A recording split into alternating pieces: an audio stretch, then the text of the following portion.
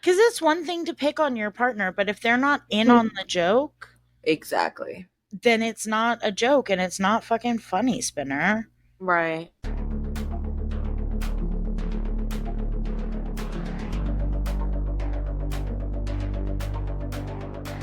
Whatever it takes, whatever it takes.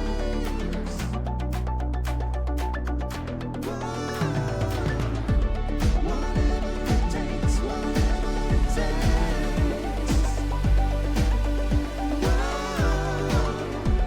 Whatever it takes, whatever it takes.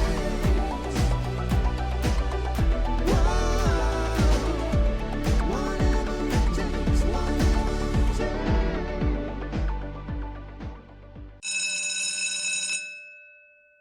Hello, and welcome to the 5th episode of the 4th season of Your Mom's Podcast, the only podcast that's worth walking out on a date with one of Degrassi's coolest girls.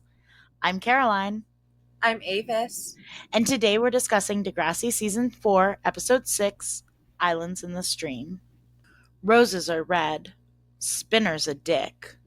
No good can come from Toby's friendship with Rick. They say, with great power comes great responsibility. But unfortunately, Spinner Mason doesn't know much about either of those things, and he's having way too much fun abusing the new power dynamic in his relationship.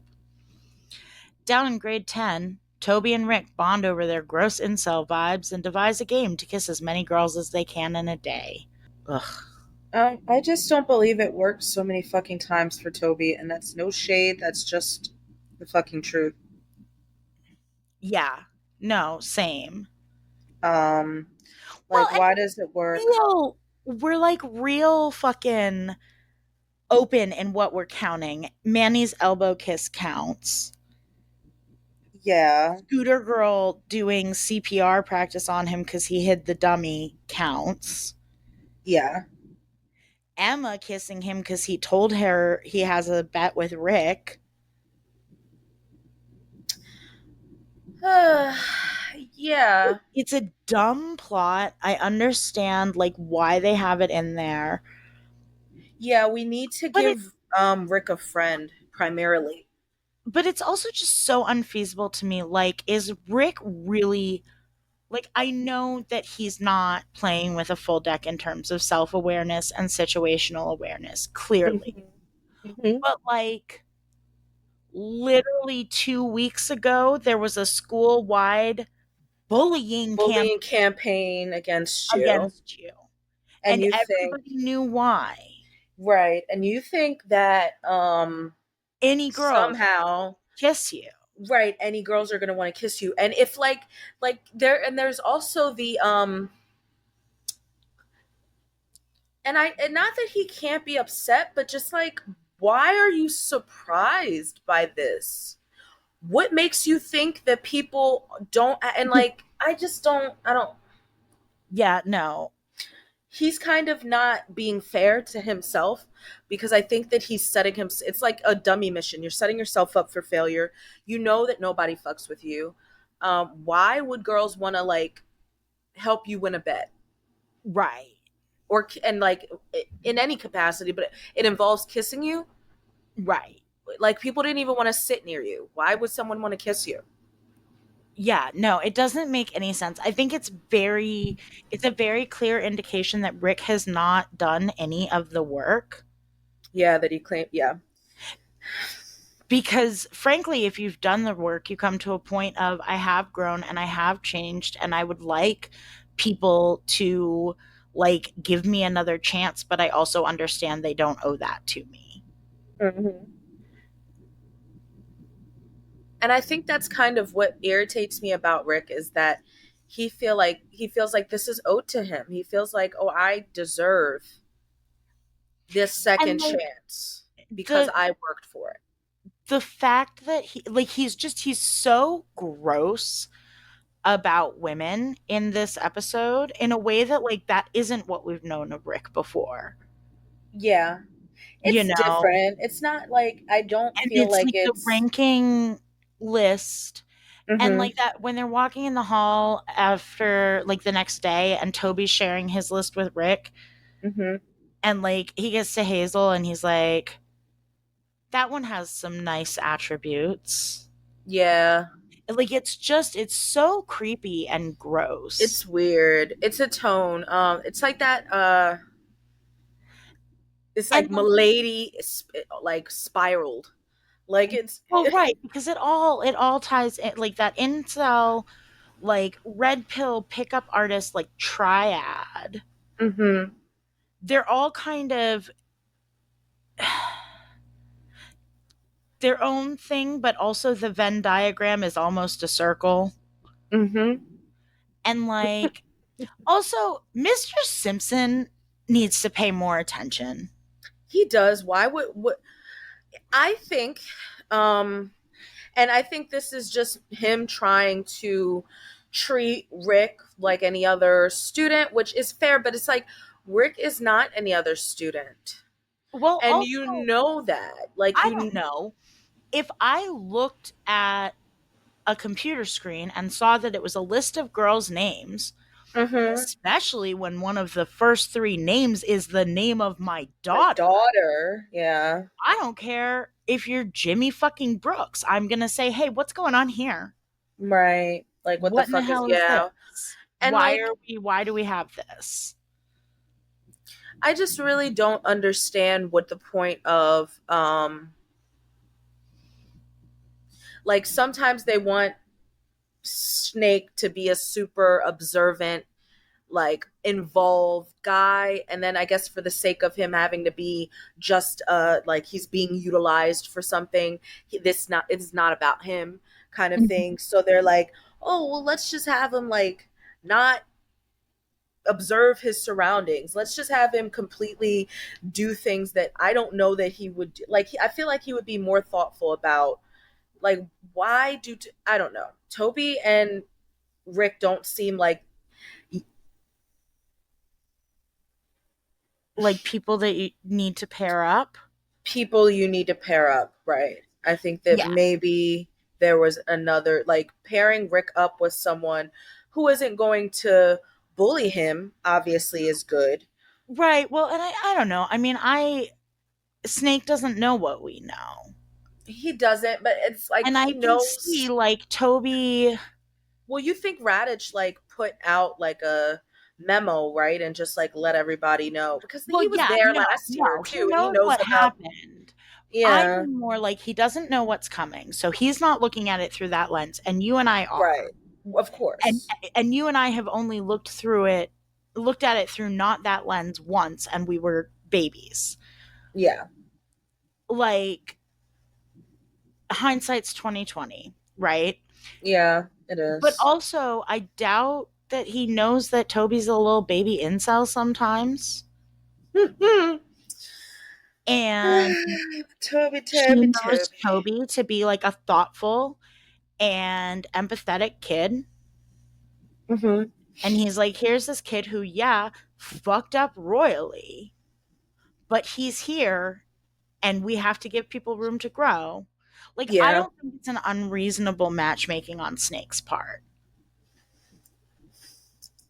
I yeah. just, I mean, of course, it's like I'm trying to like think about. Maybe I just lead with my gut, and I don't feel like I would have made that pairing because of I don't know. Maybe it's not. Maybe but it's just maybe you wouldn't have, maybe I wouldn't have, but I also don't think either one of us can really know that. I know. It just sucks because it's like this is such a brief like friendship, Mm-hmm. and it's gonna have a pretty lasting impact on Toby. Yep. But like just to see the beginnings of it and how like innocent it seems, and Right. Well, and it's funny because I always think that it lasts way longer than it does. Like that I there's more right, growth to it, but there's yeah, really there's not really because not. Time Stands Still is next week. Time stands still is next fucking week. It's not like every one of these episodes that leads up to Time Stands Still is essential. They need to happen so that Time Stands Still can happen the way it does. Yeah. And I just they just didn't have time. But they do a really good job of building that camaraderie between Rick and Toby in such a short time. They really do. You, like you said, you feel like more occurred. You feel like Right. you had You more feel like time you with watched them. them build a friendship. And like, cause you Right. do feel for Toby. Yeah. Like, it's hard. And like, it's hard to grieve people that other people are celebrating the death of. Yes. And to feel, and in a case like this, there's a degree to which Toby's like, yeah, fuck that guy. Mm-hmm. Mm-hmm. Mm-hmm. But the reality also still is, that he was your friend. Which fucking sucks. Like, I feel so bad for Toby. Yeah. No, Um, it's his poor, like the way that this young we'll get man, there when we get there, which but is like, soon. But yeah. right. I feel bad for him in this episode because um of the I don't way that he sees firsthand how fucked up Rick's bullying is. Like, he kind of gets that direct contrast of like, this is somehow very easy for me, which I don't know it. I don't think it should be as easy for him. I think it's he weird that still it's so Toby at easy a for point him. has girls paying $1. Right, like, I'm not gonna pay $1. I don't care what cause it is to kiss It's somebody. the kittens, Avis. I love kittens, but When I'm I not did my kissing first Toby. watch last night, it was like at 1 in the morning. And so at Mhm. first I thought the sign said sad kittens. Save the Um, sad kittens. but no, yeah, like I don't feel bad for him though, because girls not wanting to kiss Rick is not him being bullied. He's also just not like Toby is magically smoother this episode than he usually is And innovative. and innovative. Right. All Rick does is be like, I think I'm decent looking and I'll give you $5. Well, I don't have $5. Like, but fuck Toby because I know he doesn't understand the scope of like, because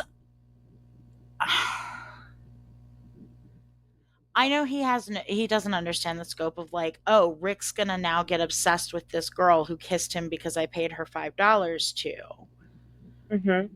But like, you're paying her to kiss him. She asks you why people were slamming him into lockers. Like, why does everybody hate this kid? You know that it's because he did a domestic violence. I'm sorry. Not domestic violence is funny. It's because he said did a domestic violence. Like, it is so shitty and gross and irresponsible and like negligent Yeah. for you to just be like, so $5?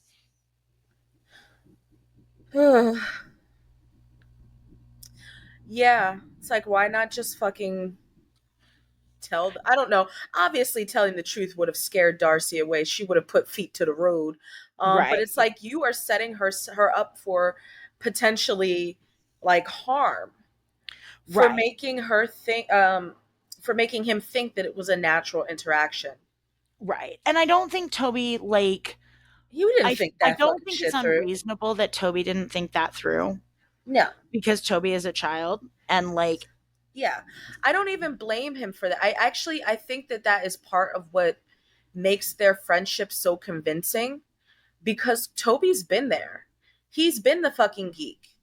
He still is. but But Rick like, he's like not Rick as is a geek, but he's not getting bullied because he's a geek he's and not getting Toby knows that. well, Toby knows that, but I think that he is taking it um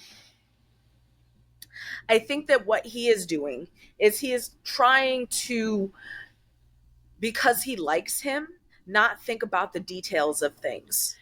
Yeah. And I mean, and I Um, get that. I I just get that as kids, like he is meeting Rick where he's at, and they bond on things. You know, obviously Toby was flashed back to the fucking Isaac's system or whatever the fuck it is, and he's like, oh, we are similar. And so he probably doesn't want to think about The fact All that of the fucking things he's done wrong. stepsister's like former best friend in a coma. Yeah, like, and You I knew think that. that's probably, he You knew ate Terry. bread with that girl regularly. You definitely broke bread with her regularly, and it's shitty. He should be like cognizant of like how not like what Rick is capable of, and at least not. But it's like he's meeting him for the first time. It's like he knows all these things about Rick, but he's still not. Really know Rick. Ashley and Terry weren't hanging out at that point, really. No, it's like, but the thing is, like, it's like you've heard of someone, you know of someone, you don't know them, but you know what they've done.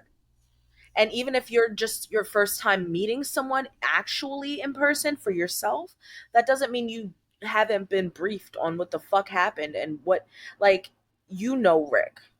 You know what he's done. And it's like he's like, I just want to give him an opportunity and see what kind of dude he is. And I mean, On one hand, I think that if you want people to grow, part of that is that like you have to give them the room to, right, give them the opportunity. like people talk about cancel culture a lot. Mm-hmm. And I think I think it's one thing to hold someone accountable for shitty behavior, Yeah. but you see shit where it's like, oh, this person did this horrible thing 20 years ago.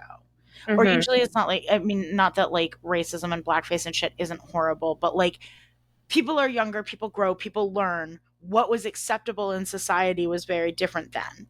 Yeah. And like, yes, if a person gets called out these 20 years later and they're like, fuck you, whatever, it was a joke, the times were different, Mm-hmm. then yeah, fuck that person. That's not somebody that I want to support. But if they're like, yeah, this was fucked up, like, I'd like to say I didn't know better, but I probably knew better to some degree. Like, this is not who I want to be. I don't think this is who I am anymore. And like, I'm doing work to not do whatever. Like, you have to let people grow. And you don't have to make space for them, like, in your life, Mm-hmm. but you have to let people grow. Yeah, I agree. You definitely have to let people grow. And I want to believe that that was the intention in writing Toby that way for this episode, but I don't think so. I think it's just kind of lazy to not. Well, and I think also Rick has not fucking grown. He hasn't. He's still, I think it's actually especially telling because of the things he says when he knows that he's around someone who's receptive of those things. So Mhm. he's very gross and objectifying, and his tone is exactly the same. Like, you can tell that he is still objectifying women. He is still not thinking about like, I don't know, it's his behavior feels like this is exactly who you were when we saw you last season, and these are some of the things you said to Terry, these are some of the tactics you employed to get Terry. So it doesn't feel like there has been any, like, it's not like Toby saw him doing something different, or like saw him having an interaction that made Toby think he could possibly changed or have like some redeeming, progress. It's like they just meet and get, or like, they're just teamed up, and it's like, oh, why not? And it's a buddy comedy for the rest of the B plot, and it's weird. It is. It's very weird. It's not like it's both not uncharacteristic of Toby and uncharacteristic of Toby. Mm-hmm. Because, like, yes, Toby has baby incel vibes, but also he tends to be more thoughtful than this. Mm-hmm. He does. He actually is. Has a sweet streak and a very like considerate streak. So I wouldn't think it's like he is at his worst in this episode as well. Even the getting Emma to kiss him in the beginning and then being like, ha, I got you, you know, like I win, you lose. And like I like yes, that seem like yes and no. Like that seems like something more JT would do and Mm-hmm. less of Toby. It's like Well, but it's, I mean, I think maybe to a degree, like it's very much a different thing, but it's almost a parallel of what we're seeing with Spinner and Paige, where like it's not his relationship with JT, but Toby's like experiencing a power dynamic shift. yeah, right. He's He's no the one longer who the like he's call. not the one Yeah, who needs a friend. exactly. Yeah, that definitely might be playing into his You know, when does sudden, she ever feel on top? no, Never, because Toby's never on top. right. Because he's best friends with JT, who's a dick to him. Fucking dick. Yeah, it's Who's now abandoned him to go hang out with Danny Van Sant all the time. Like, and who has just been fucking missing, excuse me, in action this for a while actually. Like, right? We see him make fun of Toby and grab his chest. yeah. And that's it for this episode, for their interactions. Like, no, it's Mm-hmm. And like I want to commend the story writers for keeping Rick in the forefront. Um because when you're watching it for the first time, you don't realize why Rick is still so being featured and such, but then it becomes clear. I just think this is kind of a really good precursor because we have a very much like a calm before the storm. It's a very unassuming episode. And even though you do still have like Jay up there pissed and that he got the kiss from Darcy and just right. And like, okay, I, Jay in this whole dynamic is interesting to me. Like, obviously, ultimately knowing the things that we know because we've seen this show before because it's like 20 plus years old, guys. yeah. Fucking go get a mammogram. Because we old. But like, I think that part of Jay's involvement in shit is that Jay likes to fuck with people and likes to be a bully He does. and an agent of fucking chaos. Mm-hmm. And you know, he doesn't really like it's pretty run of the mill like, oh, I'm gonna slam, like he's not even like beating Rick up. You know what I mean? Until Rick kisses Darcy and then starts getting creepy about it. Yeah. And I think that they're like Jay's got like some protectory vibes, you know? I think that's part of why he's with Alex. You know, I think it wouldn't surprise me at all to know that Jay came from like an abusive home. Yeah. There's a backstory there that, I don't spoiler really. alert, we're not gonna get much of. I agree with that. I think it's Jay is just somebody that they use in a way during this time that I never quite recover from. Mm-hmm. Like it's a devastating thing to do to a character and then try to run it back. Like Mm-hmm. you can run back for some reason. A sister brother, sorry, a twin kiss. You can run that back. Says who? I mean, they did, But they did, Caroline. right? They're like, just forget that she's a brother fucker. Just forget it. It's fine. If you've ever seen A Simple Favor, yeah, brother fucker. Just run it back. It's okay. You're gonna love her. She's gonna become an alcoholic. She's gonna lose all her money. She's She's gonna gonna be gay. like she's gonna push somebody's cat to run away. Like you're gonna love this chick. Like, okay. It's very much like Degrassi writers are Buys a skilled kidney at to cover that because Hmm? she's gonna buy a kidney. Fuck. Yeah, it's like apparently buying organs is like totally illegal.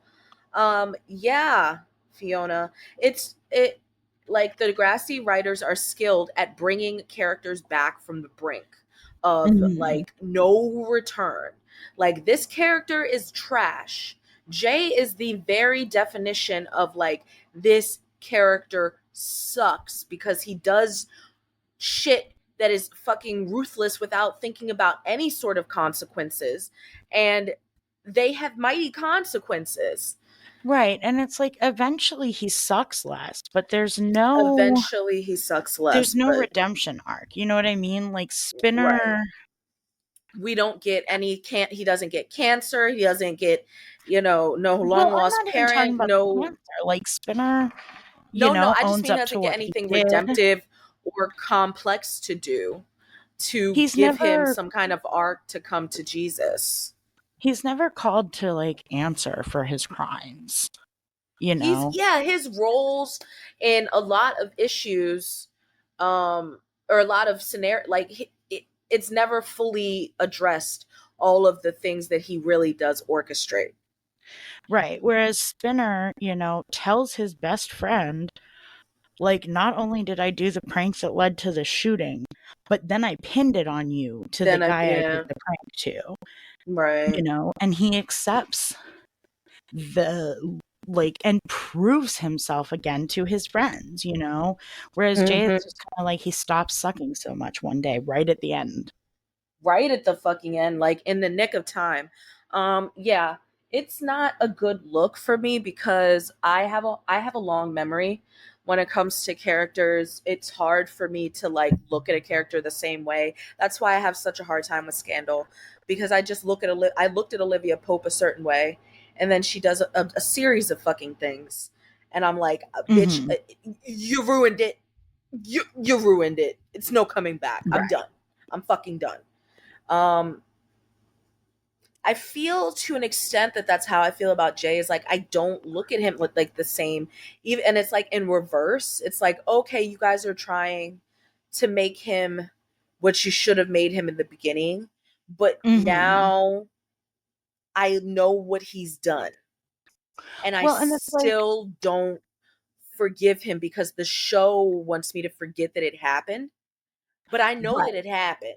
And I feel like what it boils down to is like for as god awful as Jay Hogarth is, Mm-hmm. there is a likability about Mike LaBelle. Yes. He's got this air about him that is charming and so there's a part of you that wants to like Jay even as he's horrible. And finally the Degrassi writers were like, okay, let's just kind of make him likable, but let's not develop that at all because Mike LaBelle's got that charisma. Right, because it's just something that Mike can pull off. We don't need to do too much. And it's frustrating because I think Jay could have been a really interesting character. Because, like, okay, yeah, we've seen Jay, like, bully people and be a shithead. We haven't seen the level of bullying that we see with Rick before Rick. Right. And while his behavior is absolutely not okay, Mm-mm. where it comes from makes sense. Yeah, I it doesn't, right. It doesn't excuse it, but we know that he's been through some things, even just by the various like things that he's said. Like it's clear that he's had a lot of issues. He was probably heavily Right. bullied in his life before he even came to Degrassi, and I feel for that. At the same time, I have proof that you're a trash can, and that you're not taking any tangible steps to Right. protect future partners from your violence. Right. Um and like I think that none of this is being considered, and not even just by Toby, because he's a fucking teenager, and that's not something I always, I'm not going to expect a teenager to think cognitively about a social situation like this. But it should have been considered by someone else. And I just think the fact that it makes me a little sad because they are good friends for each other. It is a strong friendship, and the reason why we think it's so much longer than it is because they work well together. Mm-hmm. But it is a really good lead in to what's about to happen because this episode is oddly positive in the B plot. Right. You think that things are maybe starting to turn around a little bit for Rick. Yes. Yeah. But no, you do think like maybe he's starting to get a turnaround, and like he's still not particularly sympathetic. Like he's more sympathetic in Mercy Street. Because like I don't know, it feels weird to say he's deserving of that treatment, but like it also feels weird to say that he's not. Mhm. But that doesn't change the fact that it is abundantly cruel and isolating and is going to have like, you know, if he stays alive, I don't know what's going to happen. Like it would have had lasting effects on him whether he deserved it or not. Yeah. And I think I don't know, I think people get way too hung up on what they think other people deserve, especially Yeah. people that they view are beneath them. Right. Uh yeah. I don't know. The fact that I just really am not looking forward to seeing the culmination of these events is so Mm-hmm. real. Like I'm just so not ready for the next episode. But Toby's involvement here in making it seem like things might be looking up for Rick, it's just devastating. The whole thing is like feel like I think just watching it obviously and knowing what happens, it's still like, yeah, this is not I just know I'm not going to like this. This doesn't feel good. It doesn't No, feel it doesn't right. feel good at all. Yeah. But we have to push on. I don't know. Why do we have to push on? We do for some reason. Because we said that we were gonna tackle this whole fucking series, whatever it takes. Whatever it takes. Yeah. Uh. Yeah. Actually, they said that in Maxine, the movie I saw earlier. They're like, whatever it takes. I was like, okay, Degrassi. Dude, I went to community college, you know this. And Mm-hmm. so I was able to get away with like whenever I could in a paper, I would work in either we're all in this together or whatever it takes. Oh my gosh. You like just sprinkle that in there.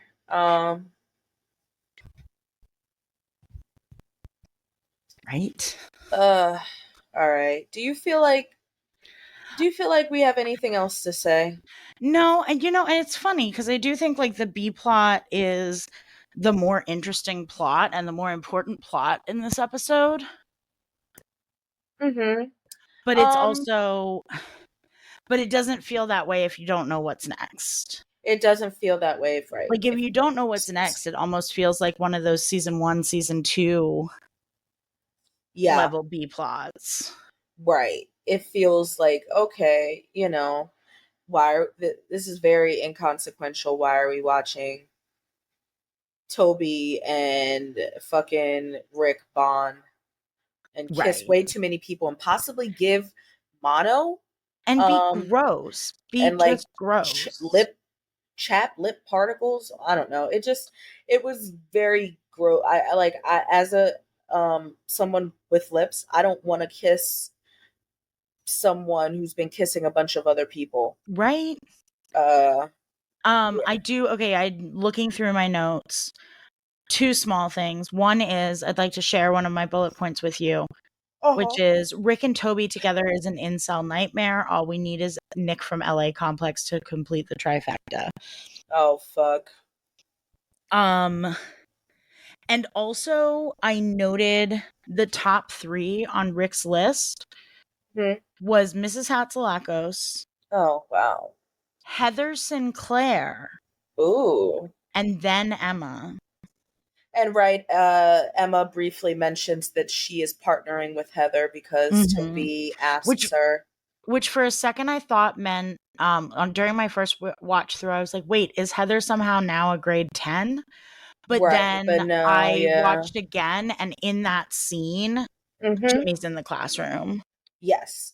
Yeah, it's the tour. Like, I think they're trying out. They're doing the tryouts for the Whack Your Brain team. Yeah. So yeah, they're all mixed up in there. So yeah, we've got, that mention. Again, this is just a drive-by, once again, to let us know that Emma's still there. She still goes to Degrassi. She's got to have a line. She had her little throwaway line last episode. We've got to keep it, But into the A plot, first thing I want to say is our opening scene of Paige being a terrible waitress. All of this seems to happen in the course of one shift. It doesn't seem like it almost seems like this might be her first shift. I think it is her first shift, yes. And I think why she do we mentions have that her on later. the floor solo Right. Where is Spin? for her first shift? Why isn't the manager walking around with her and helping her do things? Like, it's not like, this is her first job. it's not like you're just supposed to it's like you're throwing someone in a pool and telling them to swim when really they're just trying not to drown. Right. Swimming and not, drowning are two different things. Yeah, it's terrible because, like, and then I think you automatically have more patience for someone if it's you like, know that they're oh yeah, training. they're training. Like, okay, the manager come, hey, this is her dude, first I will day. milk. I am Blah blah new blah. in a job for as long as I can. Yeah, because, like, I think she's being kind of set up. Like, how is she supposed to be perfect at her job on the first day without any guidance or any sort of, like, training? Right. Like, and then the way that he fires her is such a dick move. Yeah, just don't schedule her, and then Comes out, she's wait for her to Spin realize and puts the schedule in front of them. Like, what could you have just, like, not did that? I don't know. Right. It's very douchey. I wouldn't want to work for him either, and I understand why she feels for Spin so much, because having to endure a year with that man. 2 years, wasn't it? Was it 2 years? That probably makes 2 years. Spin's worked at the Dot for a while. Yeah, Spin's gonna work at the Dot forever. That's his place of business. But yeah, it's not. It's shitty because she is literally a high schooler. She's working 3 days a week. Like, you can help her out. Give her some tools. At least have Spinner walk around with her and help her, because, like, I don't. Like, they have the shot of her messing up the food. I've waited tables plenty of places. I still need a couple of days of training when I started a new place. Because even though the core, like, the basics are the same, every restaurant is different. Every restaurant does things differently. Right. Like, I worked in a restaurant where if your table asked for a side of ketchup and you brought that ramekin out in your hand, not on a fucking tray, you'd get your ass handed to you. Really? Yeah, it was ridiculous. It was funny too because the service there was, like, really not good, but they'd, like, harp on things like that. Yeah. It's a dumb reason to get fired, and I think that is a red flag of a reason to get fired, because clearly she was ill-equipped, and then it's handled so unprofessionally after. Right.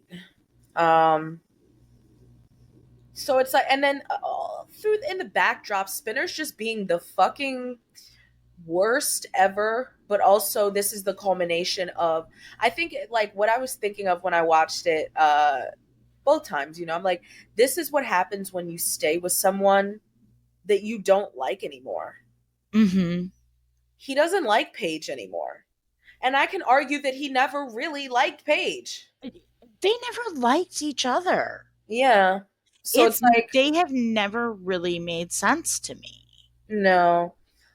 Despite what Shane may have you guys think, I didn't agree with that when he was on and he said, yeah, I think they make sense. Like, I get why They you have their would want, moments, but like their getting together for me was largely situational. He was Paige is very there, smart. Paige is very driven. right? They're not compatible. Like, and it's not even just in a, you know, priorities and mindset sense, but just like, they don't do the same things. They don't want to do the Enjoy the same same things. things. Yeah, Right. it's like, he would make more sense with someone like Manny because she is goofy. She has that humor and, like, you know, like, they make more sense. I think that they would have more things that they could do together. And Mhm. um of course, like, that's not really the point, but I think that putting him with someone like even Terry, I think would have made more sense with him than Paige. And maybe not at this point, but at the Right, but prior.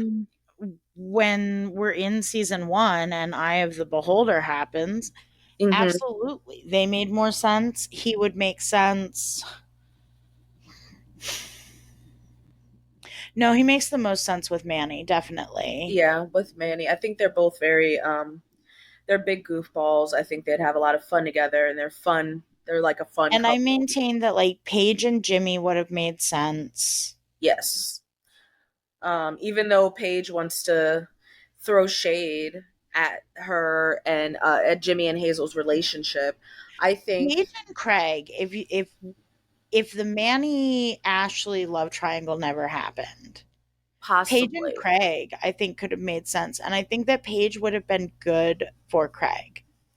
I think Paige's got like an empathy that, like, we see Paige time and time again be the one to realize, like, hey, person, you are in crisis. Right. Let's figure it out. Right. She is good at that, and I think she's just And she wouldn't let Craig bullshit her. right. Sorry, I keep interrupting you. No, I think I just have a hard time, like, because when they put these characters with someone, um it's not even like it's hard to see them with other people. I think it's just like they go through so many rapid eras, and Right. like Well, and it changes the entire story. it changes the whole story when another character get, like, I just have a hard time with Spinner in this era and Paige in this era.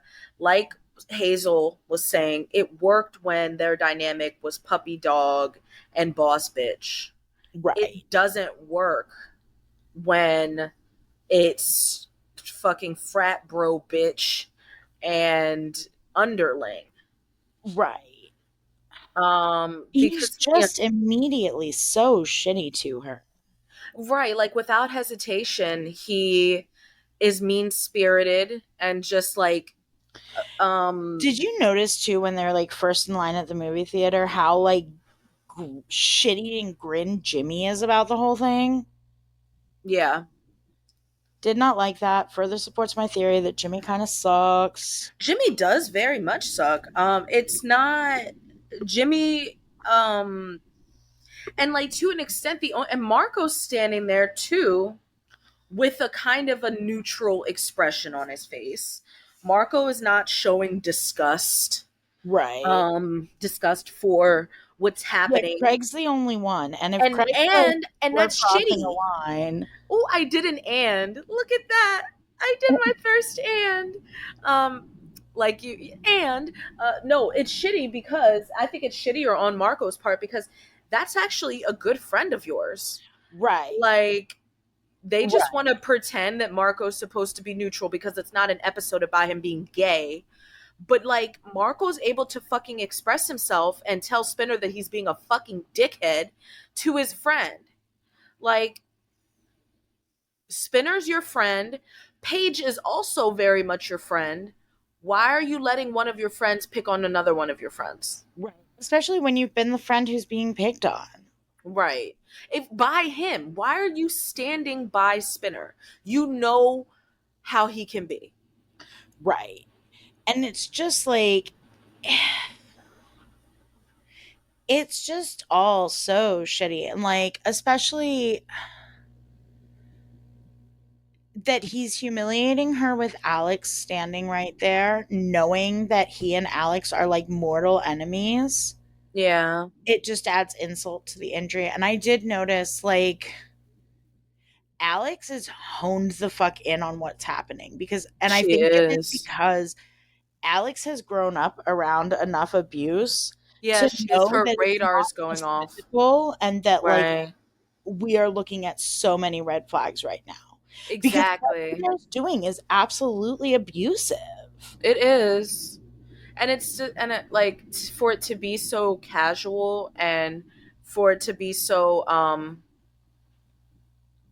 innocuous, like I feel like all of the guys are just like in a way complicit, you know, like they are just standing there and letting, and nobody but Craig says anything, and I'm only going to give Craig so much props for Right, that because because Craig's only he's, saying it. yeah, he's only saying it because he's at odds with Spinner about Manny, Right. It not doesn't have because to be it's like, any sort of moral thing about what he's actually saying to Paige. Like, and it goes so far as to just support, um like I think that that's, it's, your theory is supported because we know that about Alex, that her mother was abused and that she had to be involved in a witness to it. um And that is the reason why she sticks her head out for Paige, because she sees how disgusting and abusive the situation is getting. right. And like, do I think that Spinner would ever put a hand on Paige or another partner? Like, do I think that Spinner is the kind of person who becomes physically abusive? No. I don't necessarily think that, but I think he has a very like his switch flips on Mhm. like the dick train, and he's very easy and quick with his words, and they're hurtful.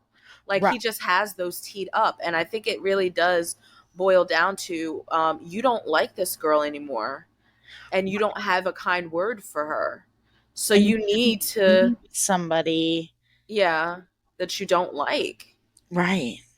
like that you want to make fun of and that you want to embarrass Right. and that you want to ridicule and make feel like they're not, like that they're lower than you.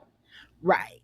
Like it's very, Because it's one thing to pick on your partner, but if they're not in on the joke, exactly. then it's not a joke and it's not fucking funny, Spinner. Right. Like you are embarrassing her in front of all of these people.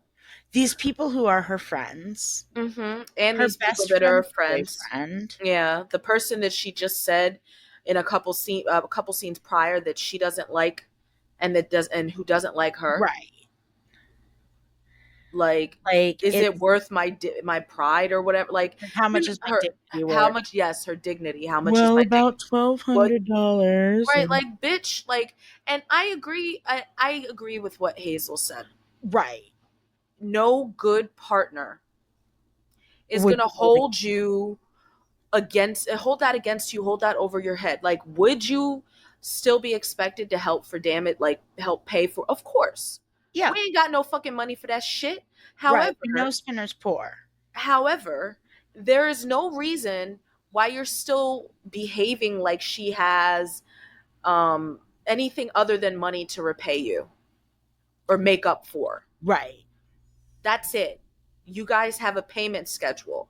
You don't need to shit all over her to feel like you're regaining. Right. It's not like she crashed your car into Heather Sinclair's car because she found out that she was going to be wearing the same fucking prom dress or something. It's not Right. some petty shit. Yeah, you know why. You know Like, why. You know exactly You why. were there, and a big reason why she was able to get through it. You held her down, and now you want to like turn around and act like you didn't just go through this whole, or like, or some, go through it, most of it by her side.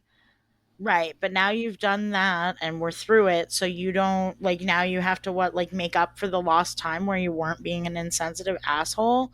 No, Yeah, it's really disappointing. It all it makes is sense. Like disappointing. Yeah, I but like, yeah, like but no, it's disappointing and I hate it because I love Spinner, I love Spinner too.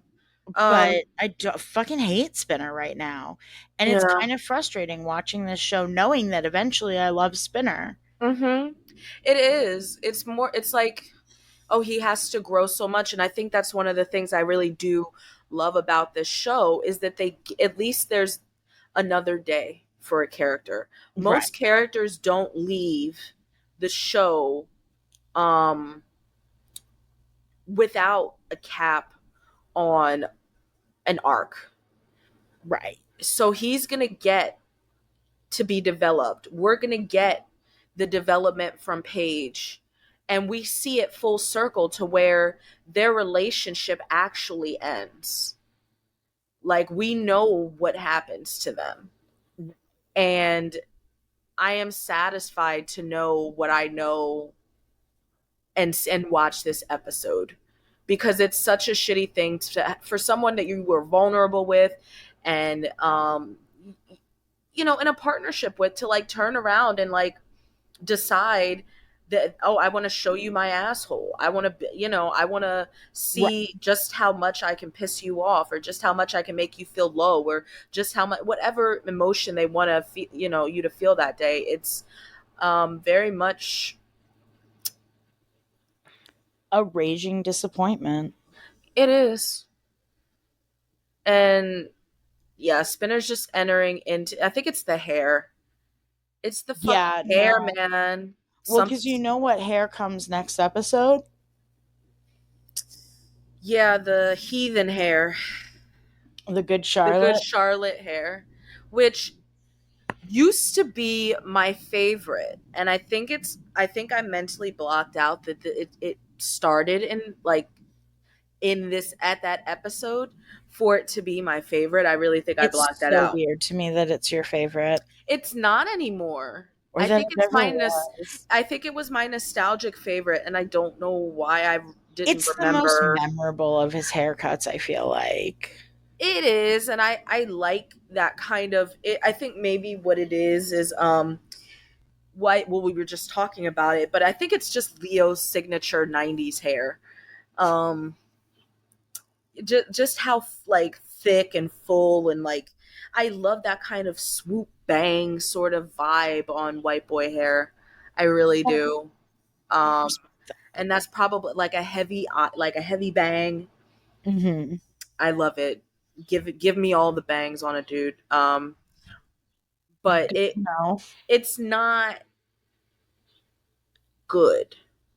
It's not a no. good hairstyle. I don't like the beach waves either because he's a beachy douche.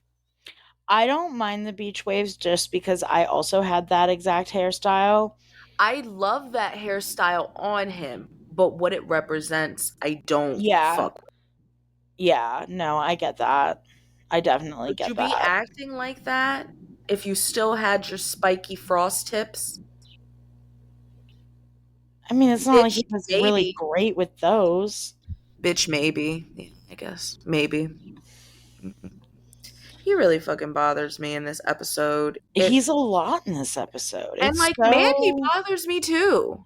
yeah, no, like last episode I was like willing to give Manny the benefit of the doubt, Mm-hmm.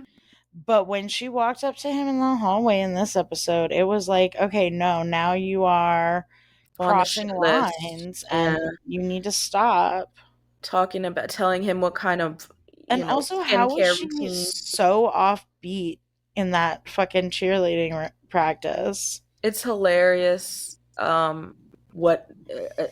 First of all, their uniforms in this era are just abysmal, and I know that we're getting new uniforms, and that's why that's why they did the car wash, but I just need those new uniforms to come in stat because these are terrible. They are glorified gym uniforms. Um and those long ass gym shorts gag me. But it's not a good, like, the routine, I don't know, like they really do a good job of making like the Spirit Squad seem official, like they're really doing stunts and stuff. Like Paige like work on technique. What technique? Manny has been on the team in some iteration in some way since season Since its 1. inception. So right. So what the fuck? If she was supposed to be the best person on the fucking team. Right. I mean, is it because she sees Spinner walking and she's all distracted? Is that what's supposed to be happening? Or like she's all in her head about the shit with Spinner and how it might affect things with Paige? Like, cause that makes sense to me. If that is what it is, and they want us to pick up on that, I need you guys to do a little bit more work, like drop a line or something, Right. because that is so, Sometimes we need a little exposition. yeah, like it Don't shouldn't just overdo all it. be face acting and like reacting. But it's either way, I find Spinner's like it's funny that he keeps trying to save the relationship to me when it's clear you don't want to be in it.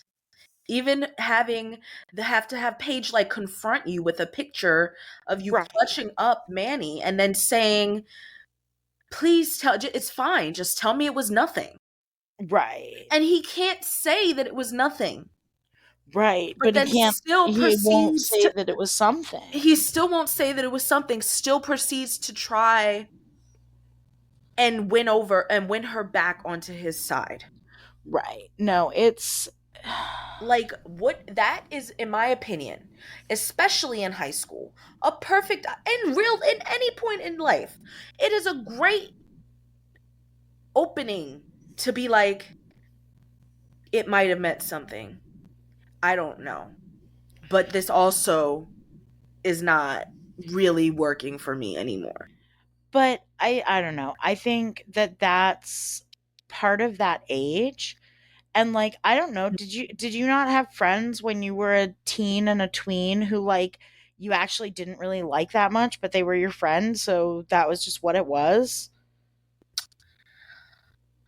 Um, yeah. I hated being a teenager. I hated You could being, not pay me enough to do it again. I don't like, and I'm so fucking nervous to have a teenager because not only do they scare me, I just don't remember. Like one day my brain just stabilized Right. and I stopped wanting to do dumb shit. Right. Things started becoming clearer. Like my thought processes weren't so hard. I was able to make it from A to B. Like it was, Process your emotions and yeah, like like things yeah. don't make me go over the edge anymore. I don't feel so out of control anymore. Even when I'm stressed out, I'm not like, oh my God, I'm not all over the place. I can still, it's different. My brain is so different. So I don't remember what it's like to have that But I adolescent brain. think it's very real and very common of that like, you get a boyfriend or a girlfriend and then you just kind of stay with them until you're done being with them because like what else are you going to do? Mm-mm-mm. Yeah. Yeah, I know a lot of couples that I went to high school with that I thought were going to be together forever because why would you stay with someone Mhm. for 4 years of high school basically if you weren't going to be with them? But I think only recently, within, my mid 20s somewhere, that dating has now become an expectation of like, if I'm not dating you to be with you for my life, why am I dating you? Right. And I think that it is a sort of thing that like you're supposed to be kind of, frivolous and just kind of frolic in terms of like through the fields of dating and just see how many different people there are out there and what you like and what kind of people you Right. really would like to say. Because like even those things like preferences of like living together, you never really know someone until you live together. You might think you're great, and then you live together and you hate them because Right. you can't function like in a unit. There's a lot of things that I think like I didn't really date that much in high school. So I when I started dating in college, I was more serious about it. Um Well, and I think like okay, so like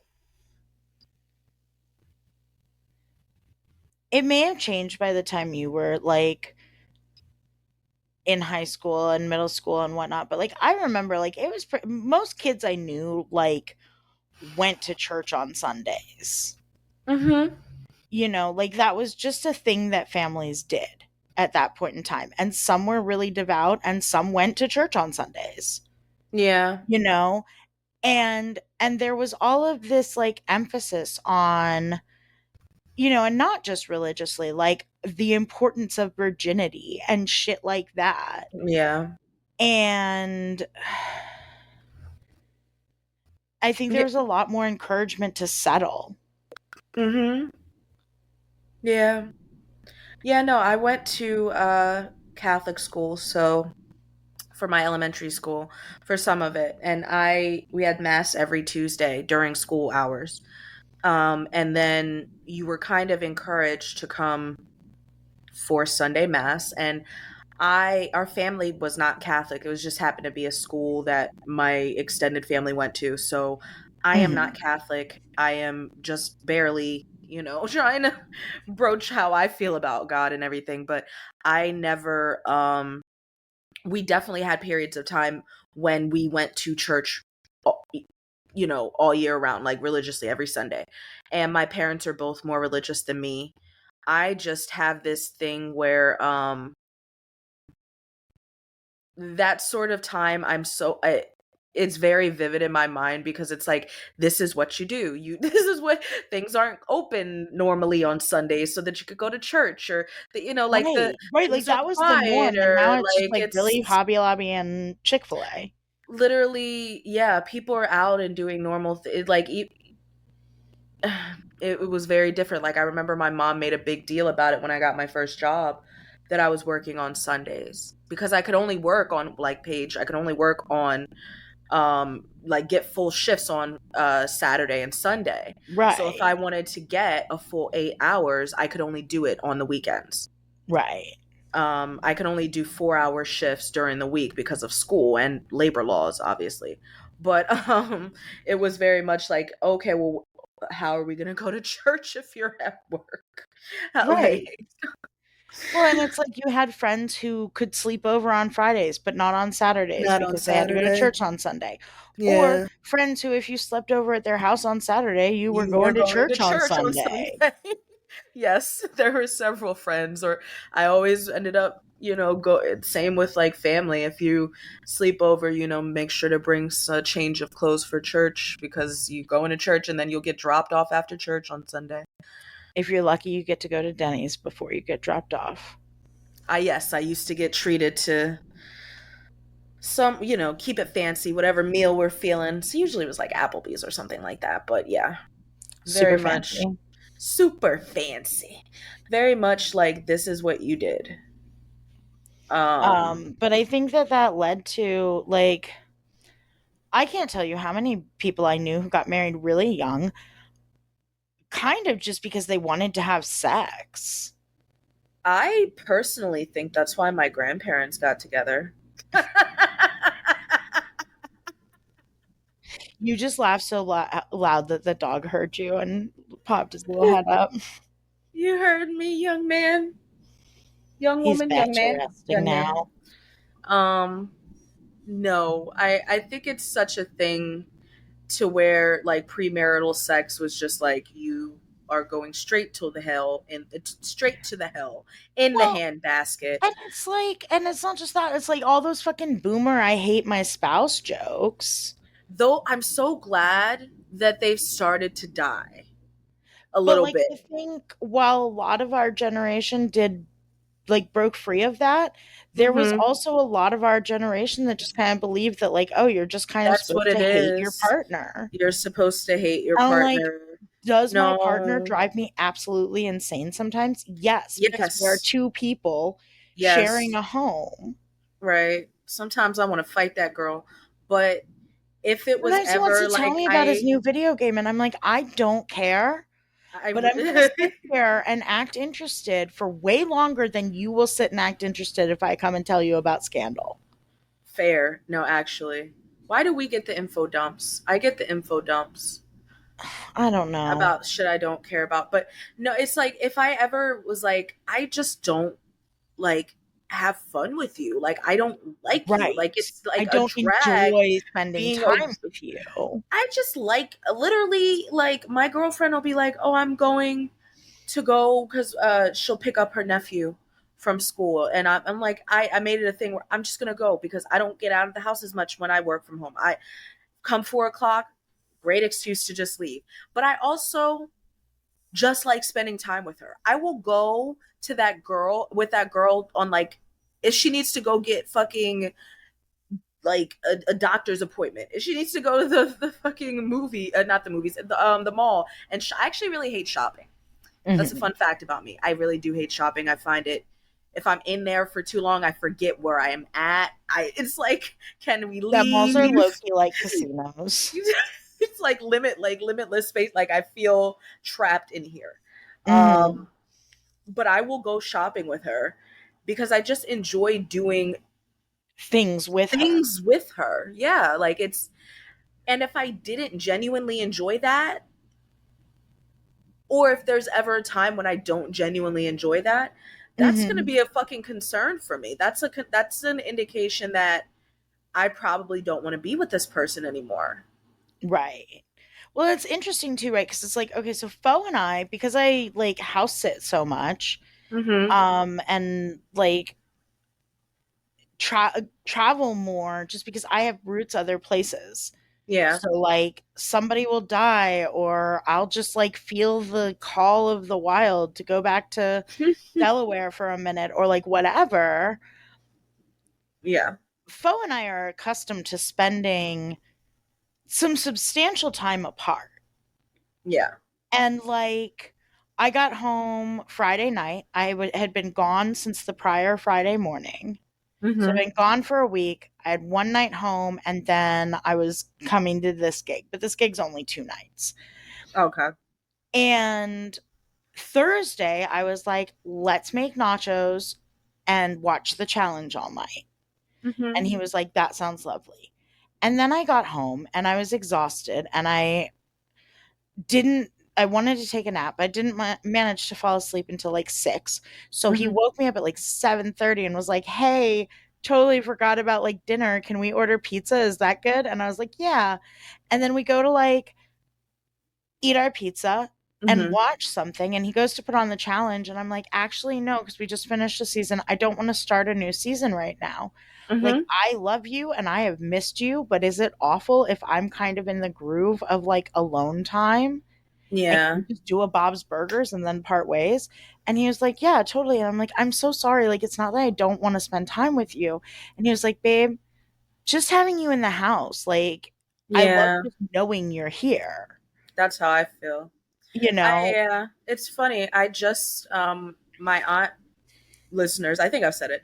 My aunt has been visiting from Reno.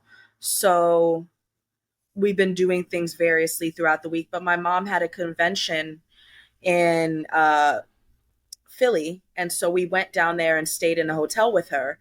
And when I tell you it was a long 2 days for me, Mhm. it was a difficult 2 days because we don't typically spend time apart. But when I got back, I realized that like as much as like the reunion was lovely and I was so happy to be in our home again and with her, because actually some hotels I get very bougie. If it's not a really nice hotel, I'm like, this isn't as nice as my house. I want to go home. Right. And I was here, we had a lovely evening, and then I really did need still time to myself in our house. I took to put her to bed and then went and had my own evening, you know? Well, and Um, I think that, like, obviously you want a partner who you enjoy spending time with, but I think it's also important that they be a partner who you're okay, like, existing together on your own with, if that makes sense. Absolutely. Some of my favorite times are when it's like, I know my girlfriend is here. I Mm-hmm. know she's in the house. I know she's doing her own thing.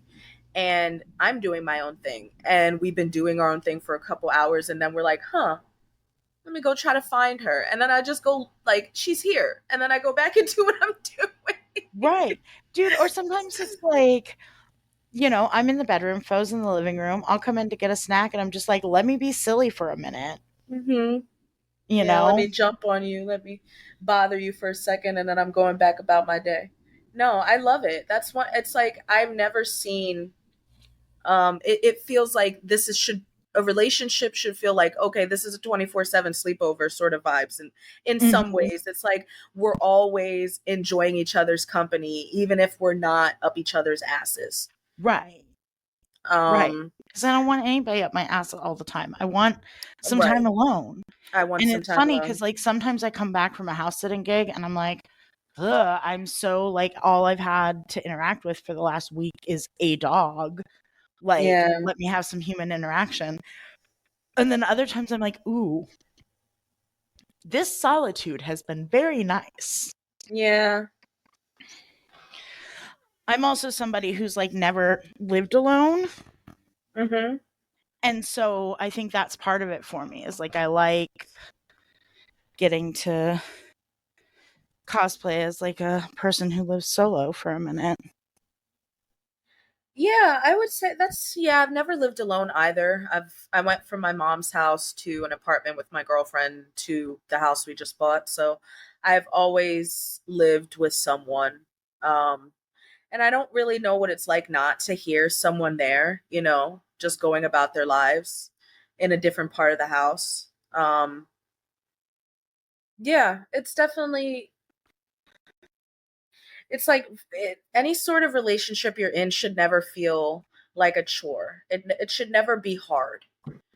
Should I it don't know take that I would say work? never. Well, like hard is in like this is unimaginably something that like not even hard, but something that I don't want to do. This is Right. something that I don't want to do because you should put effort into all of your relationships and they should require work, but it shouldn't be something that's like, oh, I feel obligated to do this. I don't want to do this. Well, and I agree with you. I'm just saying I don't like I think The of an hard, I get what you're saying, like afternoon. about it being hard, you Well, no, know. I'm just saying that, like, I love Forrest, but, like, yeah, sometimes of an afternoon I don't want to spend time with you because you're pissing me off. And maybe that's me and maybe it's you, Yeah. you know. No, yeah.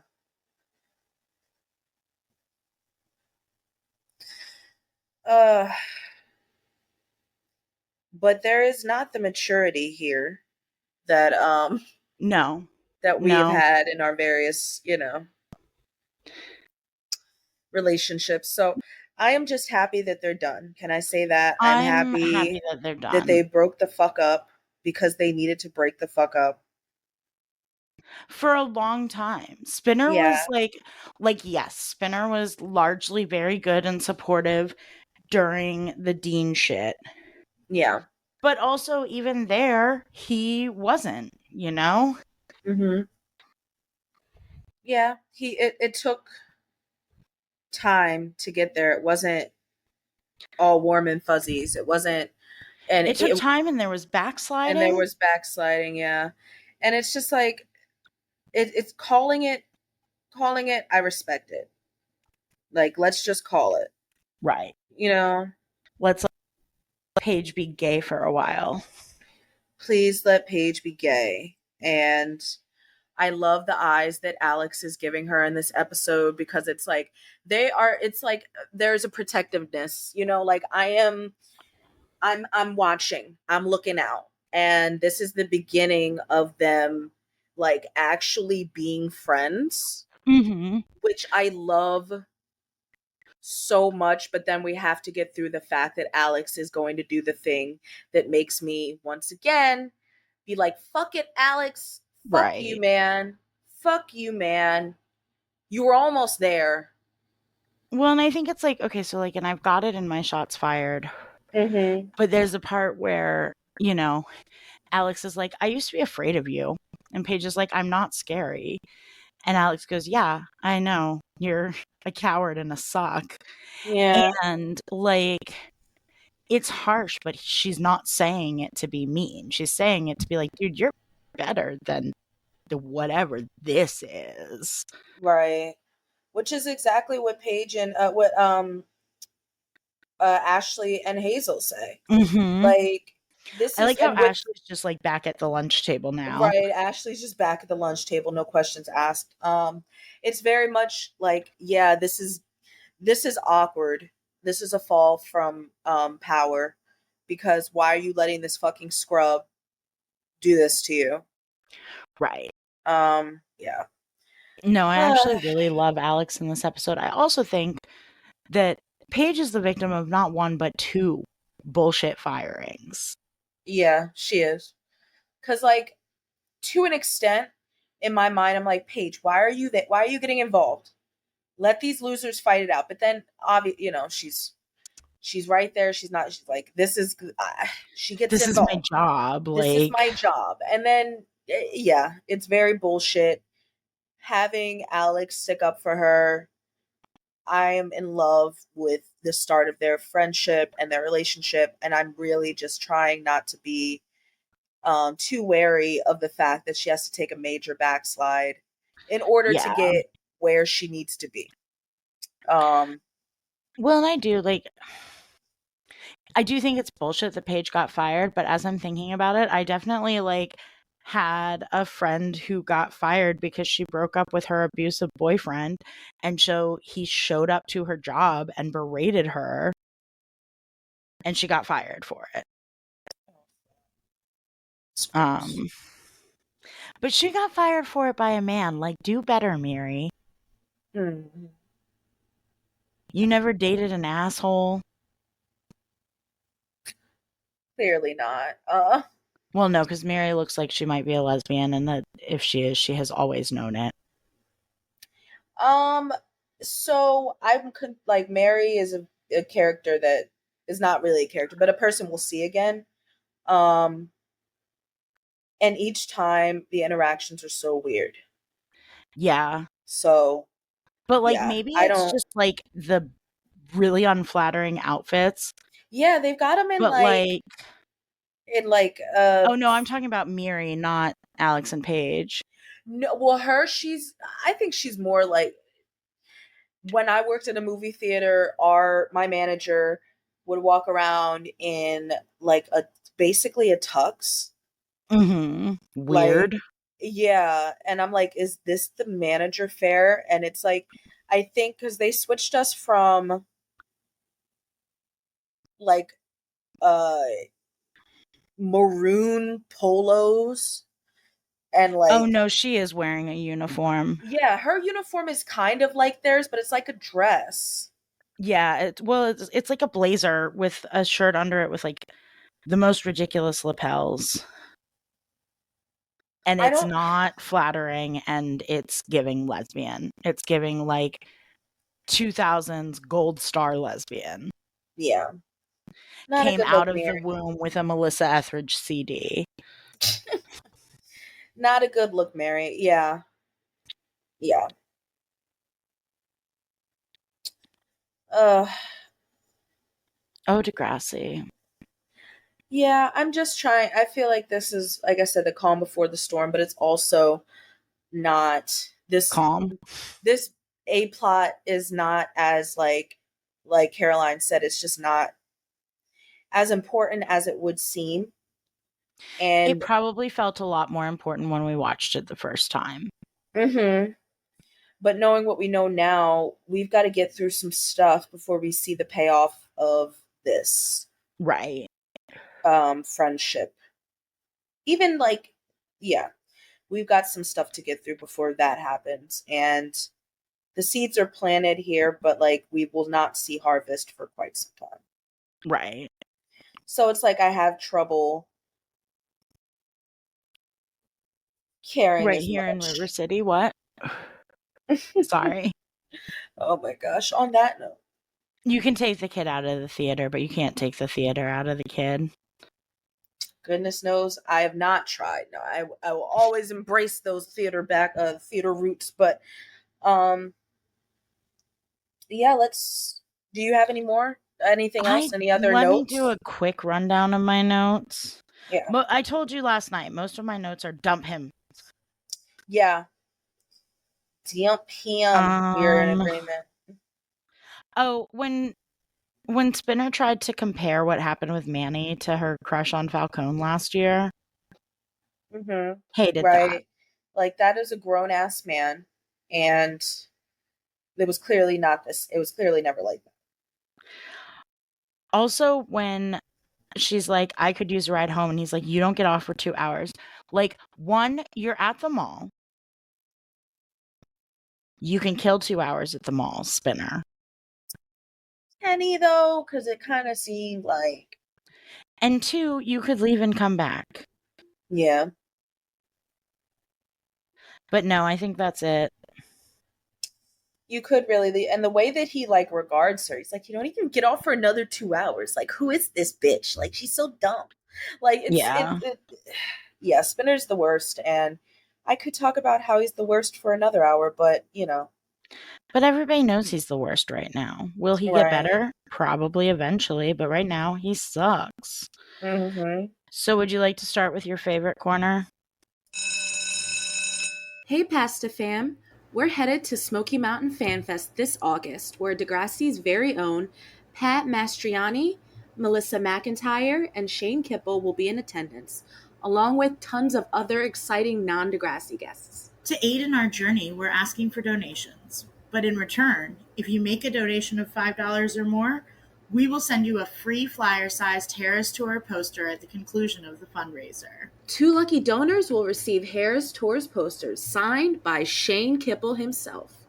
If you'd like to snag yours, head on over to PayPal or Venmo. You can find us on both as @Padcast. And remember, that's PAHD cast. Make your donation of $5 or more and send an email to yourmomspadcast@gmail.com with your Venmo or PayPal name and your mailing address. And for every $5 after that first, you'll get another entry into the drawing for a signed Hairas Tour poster. And as always, Patreon subscribers get double entry. The fashion corner. The only corner, really. Yeah, I guess it is the only corner. I have such like light ass fashion. I really do. Same.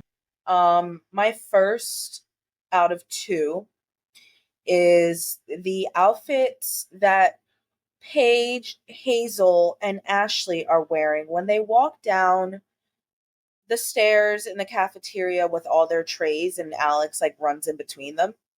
So it's just a trio of terrible outfits for me, and I'm going to start with Ashley. Great effort, better hair this time with the flip of the, it looks a little bit more like she did the flip with her flat iron this morning. She's got a t-shirt with some sort of like red design on it. It looks like blood. I don't know I did not take It's another not great. screenshot. It's not a great design though. And this is a skirt for like a different material, but of like the skirt form of the dress that she was wearing in the last episode. Same fucking color with a studded belt, those same tights that are mid-calf, and boots. Terrible. Yeah. And there's also looks like a zip in the front of this this white tank top. I don't know. I don't like it. Paige has this wrap shirt with a tie coming out front, and it's like a purple color, and it looks really like old. It just looks like a like something they would dress like Kate in or something, like a an older lady. It doesn't look like something that Paige should be dressing in. Like her wardrobe has not hit hard times. Her pockets have. Okay, she still has all the clothes she had before. All right, Right. like we don't need to take her down Doesn't a need notch to in that. steal shit out of Miss Kerwin's fucking wardrobe. And then we have Hazel for not being like horrible. But I always hated those belts with the fringe. Those skinny ass non-functional belts. I hate a non-functional belt. I do too. I think that's mostly why it's on here for me, is like I don't like when shit, like I don't like fake pockets. I don't like fake buttons. And I don't like non-functional belts. Right. So Zippers to nowhere is another one. zip why go through the trouble of affixing a zipper if it's not going to perform its function? Because it's fashion, baby. It's fashion. Fuck fashion. But yeah. You know what gets stuck in my head every time we do Fashion Corner? Is, you know, in Pretty Little Liars, when they do the fashion show where they're wearing Allie's dresses, there's this song that's playing like during one of the catwalk scenes that's horrible, that's just like, we don't mind the things we do for fashion. It is really bad. And apparently Hazel really doesn't mind the things that we do for fashion. Apparently not. Be it non-functional belts, or she's not really a zipper girly. I really like Paige's pink shirt, the like hot pink kind of boat neck. A little bit scrunchy. It's got some like white tie-dye going on. That was my next fashion. So I only have one then. Then my other fashion is did you notice that Manny is an outfit repeater? I did notice that Manny is like, an I'm pretty sure this scene was filmed on the same day. I was thinking that. I was like, because her hair's the same. Yeah, her hair is the same, but it's not supposed to be the same day. It's actually supposed to be several days later, at least. Right. Yeah.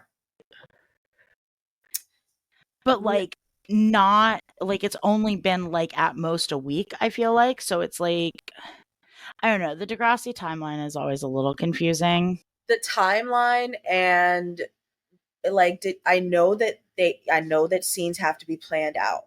Were they not planning the scenes in the wardrobe out, or were they just like, fuck it, nobody will notice? It's not like people are gonna do rewatch podcasts on this 20 years from now. Well, and while there's no shame, I think, in outfit repeating, I don't see a girl like Manny Santos just repeating an outfit down to, well, especially a week later. And if you're going to do that, because you own a washing machine, you are able to do that. Why wouldn't you style it differently? Right. Why wouldn't you style it with a skirt? You know, maybe some different shoes. Maybe do a high ponytail or something, right, or a braid or something that doesn't look anything like the way that you just styled that shirt the last week. Right. It's weird. Says the girl who literally exclusively wore sweatpants and like whatever version of non-pant pants my senior year. Oh, yoga pants, that's what we were wearing then. Yoga pants my senior year of high school. I was never a Manny. I never cared. You were never a Manny. I was never somebody who was like, I would never, and I only use that term style, you know, to style an outfit because of the internet of today. Because people do their outfit of the days and they're like, and I've styled it with this chunky belt. Right. And it's like, I beg your highest pardon. You are just getting dressed for the day. But romanticize your life, guys. I think that's what it is. Like, do it. I think it makes things more fun. You make you feel like you're living in some sort of, like, you're living in your own like movie. I feel like that's why my like influencers are able to justify shit like that, because I'll watch someone's like daily vlog and I'm like, there's no way you don't feel like you're in a movie all the time when you just set your camera up and then go about your interactions with your family and friends. Like, there's no way you're not like creating like a movie sort of like reverie or whatever in your, like, there's something. I don't know.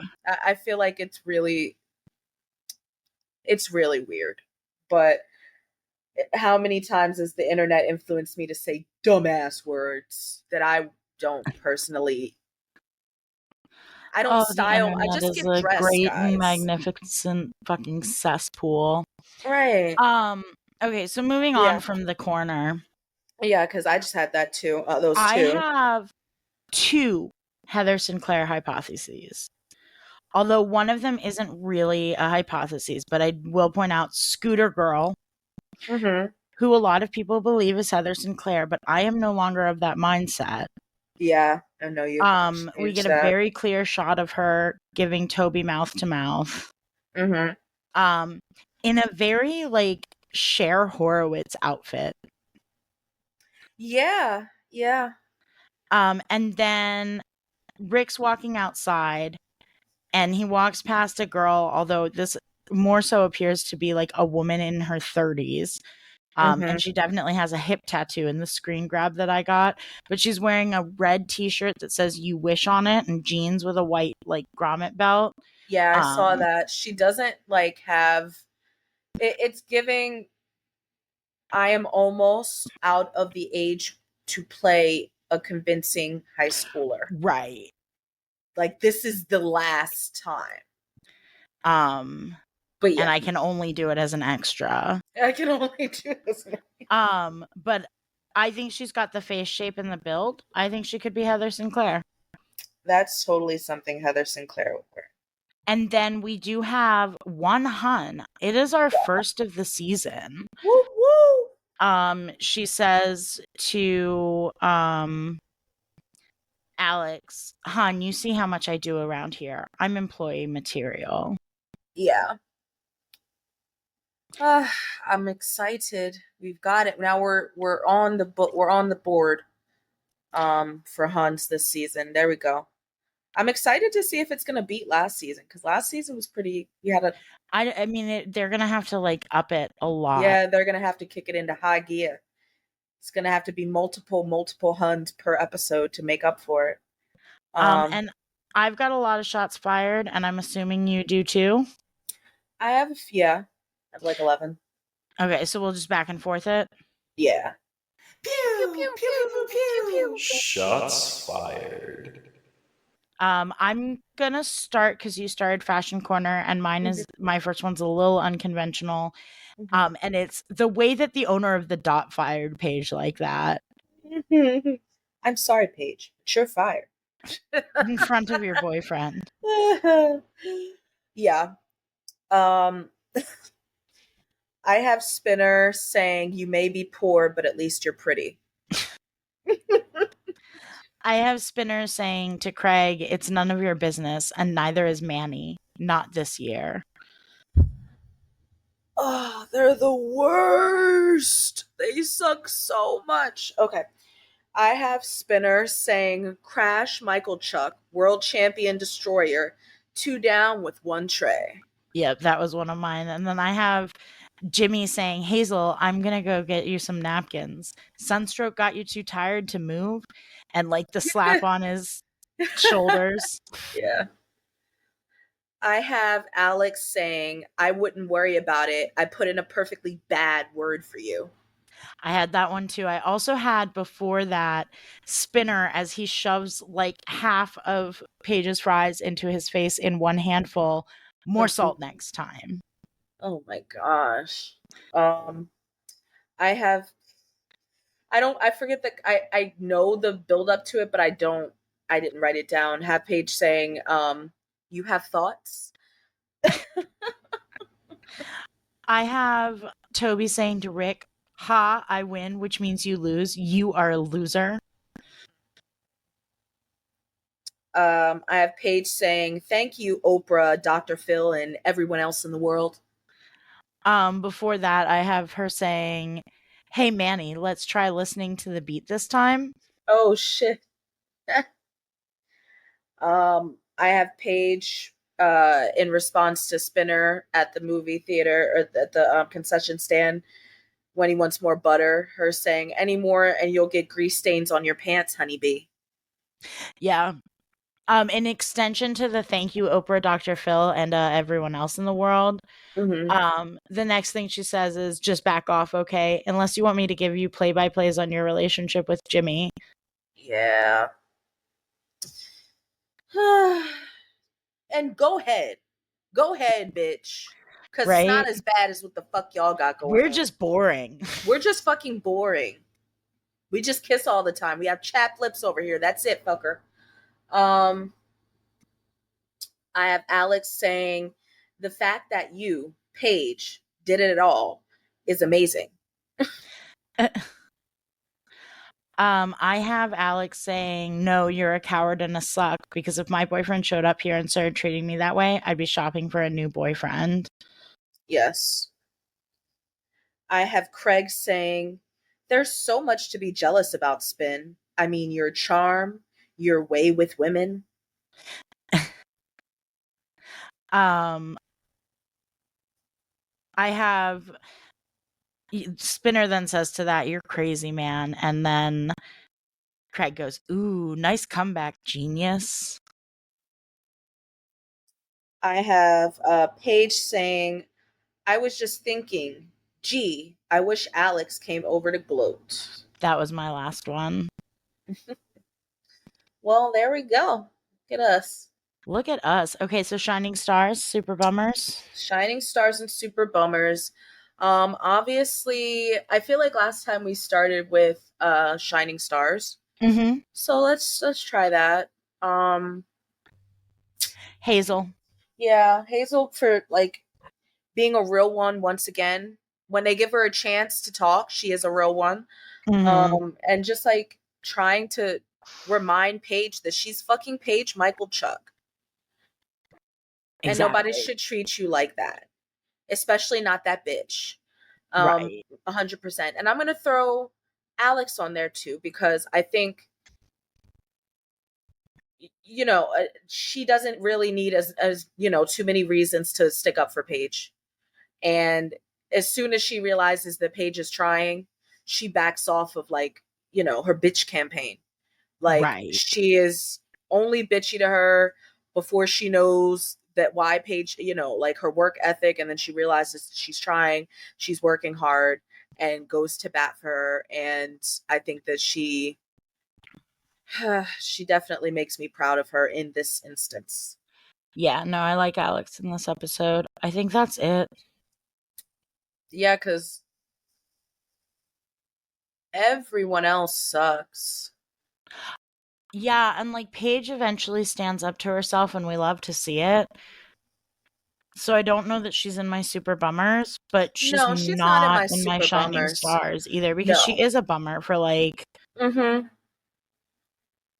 the first 90% of the episode. Yeah. She's very much like not realizing how shitty Spinner is and just allowing herself to just, and I mean, I part don't of think it's that, that she's not realizing, it's that she's decided she deserves it. yeah, right. She's decided she's deserves it because she, and I mean, that makes me feel more sorry for her than thinking that she's a shining star, because, and not to say that those are, you know, whatever. I just think the more she is playing a lot of like, woe is me and I don't deserve nice things. And while I really want her to, while I'm glad that she gets out of that, I think that it's more just a journey she has to go on. And I don't think her actions neither bum me out, and she does not, nor does she shine. Yeah. So who bums you solidly in the out? middle. Toby, Rick, Manny, Spinner, Marco, Jimmy, Craig. Yeah. Jay, right. Throw Jay's ass in there. honestly, Emma kind of gets on my nerves for being the you great didn't have to, equalizer. like, right, you cannot, there's something in between not bullying him and kissing him. There's a middle ground, bitch. You didn't have, yeah. Hello, it's called feminism. Yeah. Yeah.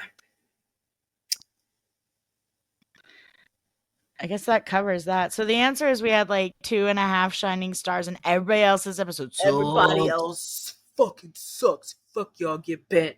Yeah. So I mean, yeah, now we can ask the question. Does it go there?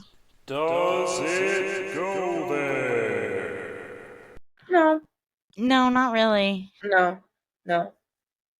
Does it, without this episode, we will not get to go there next episode. Well, and I think like the A plot is like important of like, hey, don't accept this shit from your partner. Right. But like, while I But it think that doesn't, yeah. Spinner's behavior is abusive, like, I don't think it goes there. No, me either. Thanks for listening to your mom's podcast. Join us next week to unpack that episode and potentially Drake's villain origin story in Time Stands Still. This episode of Your Mom's Podcast was made possible in part by Nacho Sludge, The Red Pill, and support from listeners like you. And that's a wrap. And see. We'd like to take a moment to thank our Patreon subscribers, Margot Mancini, Evie Piscini, Miranda Bickers, Octavia Faith, and June Bard. and a special thanks to our Titty Snake producers, Alyka Fenderson. And Corey Newton. Thanks, guys. Thank you. Ew, I hate how I said thank you. Thank you.